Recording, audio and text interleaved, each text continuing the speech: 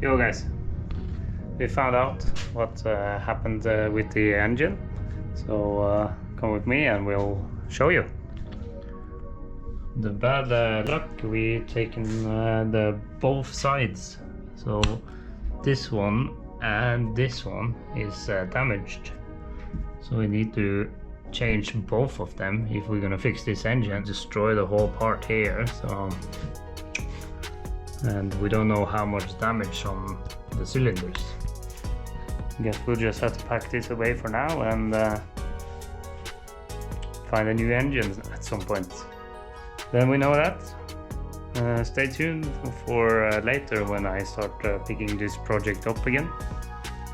For now, thanks for joining us.